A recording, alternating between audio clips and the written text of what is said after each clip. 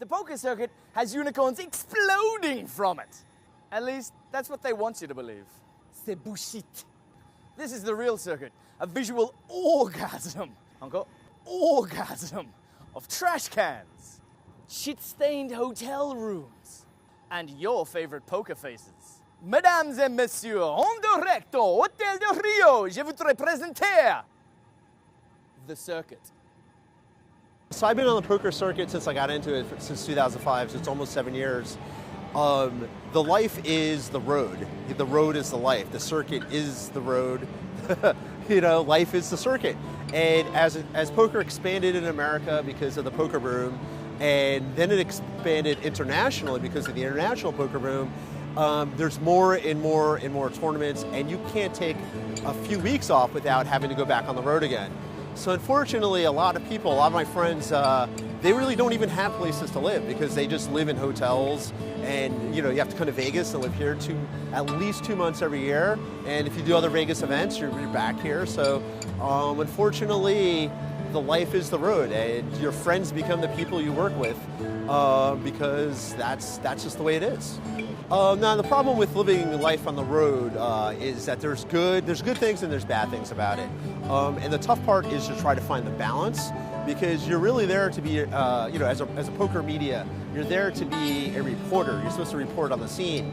But at the same time, you happen to be in Prague one day, or next thing you know, you're in France, or you're in London and you're back at the World Series. So you really have to try to find some sort of middle ground, a balance, to keep you sane, and at the same time, too, to kind of give you the sort of comforts of home without actually being at home, living in hotels. And usually that's sort of the late nights, hanging out in the hotel bars with your friends from different parts of the media and whatnot.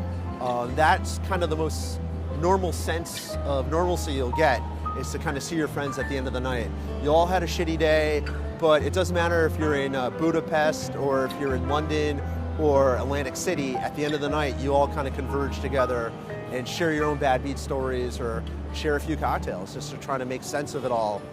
I mean, poker media has been amazing for me because I've been able to see the world through this. I struggled as a writer for a decade and nothing came out of it. But once I got into poker, I got sent all over the world, and depending on who you work for, you get to stay in really nice 5-star hotels in Monte Carlo or in Barcelona. So I mean, I've been able to travel the world, something I never would have been able to do had I not gotten into poker. So in that regard, I'm incredibly grateful, because as a writer and as a traveler, that's what I want to do in life. And whatever shitty job I might have had, I would take that money and save it up and then go travel. With poker, it's great because I could get sent to Lima, Peru to cover a poker tournament, and then I blow my paycheck going to Machu Picchu. So, I mean, I'm very, very grateful. Wow, my future. What's going to be my future in poker, or future poker media? That's a good question. I really don't know the answer to that. It all depends on who shows up with the big bag of suitcases, because I go where the money is. But at the same time, I have a lot of other interests. I think life is incredibly short. There's a band called Fish. I'm writing a book about it as we speak. I have 2 or 3 other novels in my head that I have to get out. So the tough part is being on the circuit all the time. I don't have chunks of unfettered time to write. So it's one of those things, I really have to make a decision in the upcoming months. Do I want to take off 6 months or a year, or take a sabbatical to work on my own personal projects before I get back into poker? But again, if you show up with a big bag of cash, I will write anything you want about poker. But ideally, I think I could just come back maybe for the main event, or 2 or 3 really major tournaments over the year, and then the rest of the time I could devote to writing about other stuff. But again, it's a big question mark. Big bags of money.